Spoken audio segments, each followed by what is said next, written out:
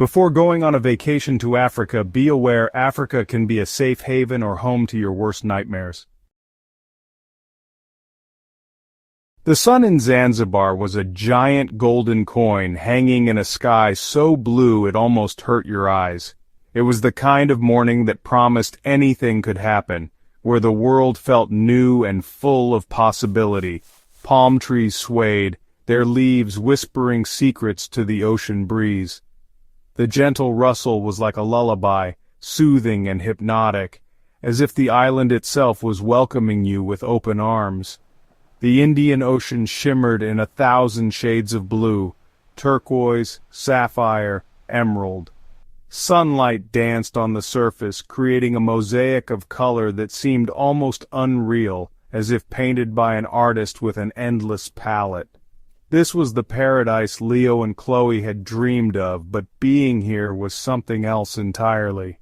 The reality was richer, more vivid, and more intoxicating than any fantasy they'd ever imagined. Their resort was pure luxury, an infinity pool spilling into the sea, drinks with tiny umbrellas, the scent of frangipani in the air. Every detail was designed for pleasure, from the cool tiles beneath their feet to the soft music drifting on the breeze. Leo and Chloe felt their stress melt away. The tension of city life faded with each passing moment, replaced by a sense of peace they hadn't felt in years.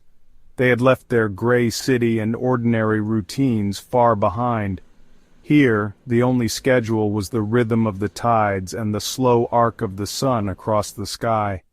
From their balcony they watched dhows glide across the water, sails sharp against the setting sun.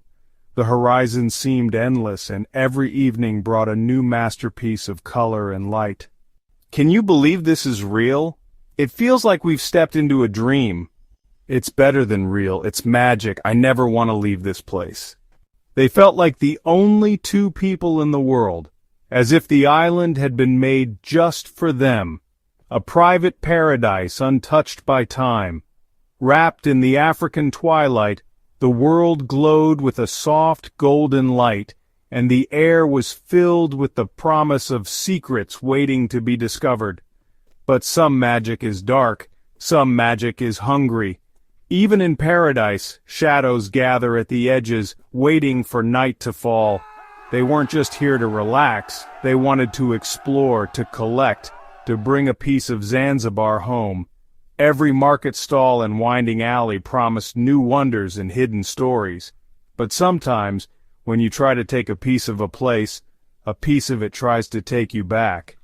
The island watched, silent and patient, as if weighing their intentions. The paradise they found held a secret, waiting in the shadows. Something ancient, something that had been here long before them.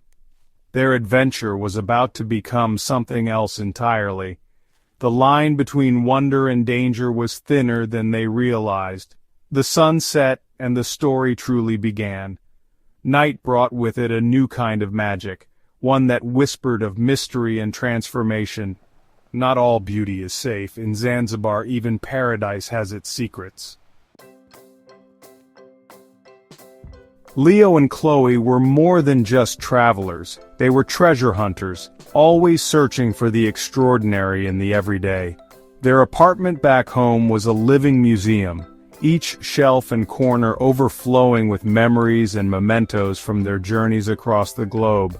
For Leo and Chloe, the real excitement was in the hunt itself, seeking out the perfect handcrafted souvenir that told a story. In Zanzibar, their greatest adventure awaited in Stone Town, a labyrinth of winding alleys, ancient doors carved with secrets, and the ever-present scent of exotic spices drifting through the air. The city was alive with energy, calls to prayer echoing from minarets, the lively chatter of market vendors and the joyful laughter of children weaving through the crowds. They wandered for hours, bartering for fragrant spices, vibrant fabrics, and intricate jewelry, their arms growing heavy with treasures. Every sense was alive, the colors, the sounds, the smells, a beautiful chaos that left them exhilarated and overwhelmed in the best possible way. Yet, despite their finds, their collection still lacked its centerpiece, a piece that would truly capture the spirit of Zanzibar. They'd heard whispers of Zanzibar's legendary woodcarvers, artists whose hands could coax the island's very soul from blocks of timber, and they dreamed of finding a sculpture that embodied the island's magic. They weren't just after a souvenir, they longed for something that would let them carry a piece of Zanzibar's spirit home with them, a treasure with a story. But in a place so old and full of secrets, some spirits are best left undisturbed. Their quest was leading them deeper into Stone Town's shadows, down a path they might soon wish they'd never found. Let's find something truly special, something no one else has. The perfect story for our collection, something unforgettable. The hunt was on, and every step brought them closer to the unknown. Have you ever considered taking a vacation to Africa? If you have, I want to hear from you. In the comment section below, tell me about your biggest fear or imagination of Africa. I will reply to your comment, and I might even create a horror video about your fear. Also like this video and subscribe for more. But the real prize, hidden in the heart of Stone Town, was far more dangerous than they could have ever imagined. Sometimes the most beautiful things are the most cursed, and the line between treasure and trouble is razor thin. As the sun set and shadows deepened, their adventure was about to take a turn into darkness. The next day they took a boat to a secluded sandbank. White sand, clear water, dolphins leaping in the sun. They snorkeled among bright fish and sea turtles, feeling peace like never before. I could stay here forever. Me too, this is paradise. But as the tide rose, a strange chill crept over Chloe, a fleeting shadow, a warning. She dismissed it, but the perfect day ended with unease. Even in paradise, shadows can fall. The cracks in their dream had begun to show. Sometimes the darkness follows you home. The night was coming, and with it something else. Their story was about to change. The next morning, their guide Jabir led them deep into Stone Town's market, away from the usual tourist paths and into a world that felt older, more secretive. The air was thick with the scent of spices and the distant echo of merchants calling out their wares. He showed them workshops where men carved Zanzibar chests by hand, their tools tapping out a rhythm that seemed to echo through the centuries. Each chest was unique, its surface alive with intricate patterns and stories. Jabir paused to explain the symbols on ancient doors. Swirls and eyes meant to ward off evil, flowers for luck, and mysterious shapes whose meanings had been lost to time. But as they neared a certain square, Jabir's mood changed. His steps slowed and his eyes darted nervously to the shadows. Listen, keep your voices low. This part of the market is different. Not everyone is welcome here, and not everything is what it seems. That stall, do not buy anything there, not even a trinket. The man sells objects that carry spirits. Jinn. Some say he can trap them in wood, binding their power. They can attach themselves to things, following whoever takes them home. Sometimes they bring luck. More often they bring trouble. Leo and Chloe exchanged a look. Was this just a story to scare tourists, or was there something more behind Jabir's warning? Spirits? Like ghosts, or something worse? Jinn. Powerful. Older than memory. Not to be trifled with. The man traps them in his carvings, selling them to the unwary. Some say he cannot leave the market, cursed by his own trade. To buy one is to invite a curse. The stories are old, but the fear is real. Chloe felt a chill. Jabir's warning was sincere, his eyes pleading with them to listen. But Leo was intrigued. A cursed object sounded like the ultimate souvenir, a story to tell back home. It's just folklore. Makes for a good story, right? What's the harm in a little superstition? Some stories are true. The wind carries warnings for those who listen. The warning hung in the air, heavy and unspoken, but curiosity was stronger than fear. The market seemed to hold its breath. They were about to cross a line, stepping into a part of the market where stories and reality blurred. Some boundaries are not meant to be broken. Some doors, once opened, cannot be closed. The market's shadows grew longer, stretching across the cobblestones like warning fingers. The real danger was waiting, hidden in plain sight, as the wind whispered its warning once more. "We're just looking." Ignoring Jabir's warning, Leo felt drawn to the shadowy stall. The vendor, an old man with obsidian eyes, watched them in silence. The carvings were beautiful but unsettling, faces twisted in silent screams. One piece stood out. A woman's face, exquisitely sad, glowing with an inner light. "This is it, Chloe, this is the one." "Leo, I don't know," Jabir said. But Leo was already buying it, not even haggling. The vendor wrapped the carving in black cloth, his smile chilling. As they left, Chloe looked back.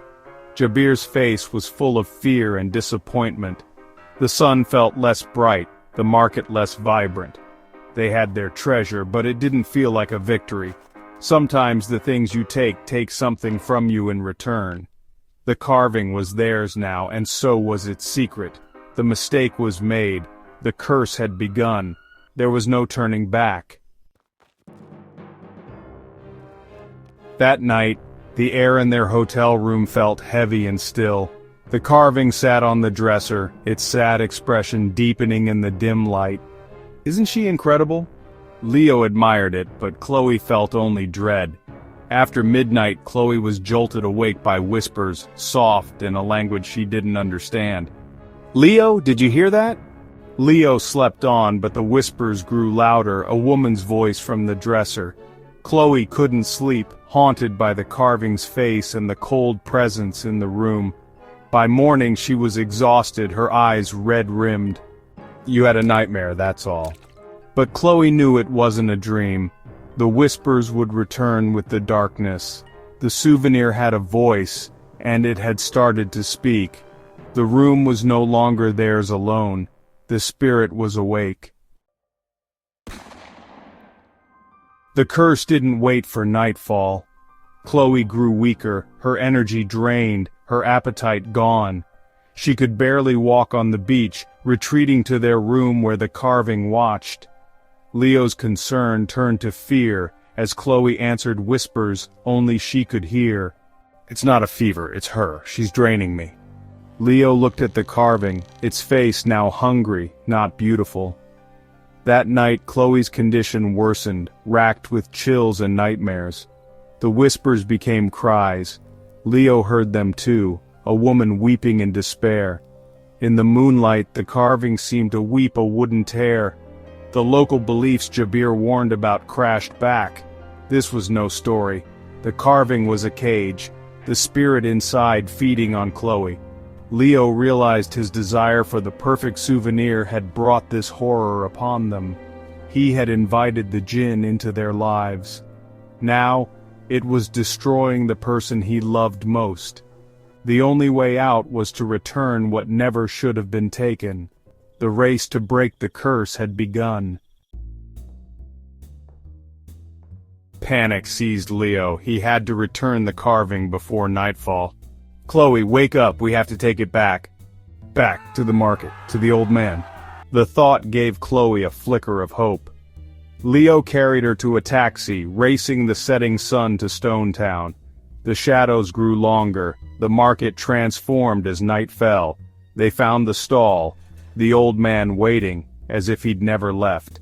"Take it back, please, just take it back." The old man looked at Chloe, then placed his hand on the carving. Chloe gasped. Color rushed back to her cheeks, the weight and coldness gone. The curse was broken. They didn't wait for another word. Leo grabbed Chloe's hand, and they ran. The market's shadows faded behind them, the spirit was free, and so were they. Some things are not meant to be owned. They had learned that lesson the hard way. Paradise had its price. Back at the hotel, the room felt clean and safe again. Chloe, though weak, was herself. Their last day in Zanzibar was quiet, the island's beauty now tinged with memory and respect. They bought no more souvenirs. The thrill of the hunt was gone, replaced by humility. On the flight home, they realized their apartment would never feel the same. Their objects were no longer trophies, but reminders. Every culture has its stories and boundaries. They had crossed a line, driven by a collector's arrogance. They returned not with a carving, but with a scar of fear and newfound wisdom. The greatest treasures are lessons learned and respect gained. Their story became a warning. Some things are not meant to be owned. Some warnings are truths you ignore at your own peril. Paradise is beautiful, but it demands respect.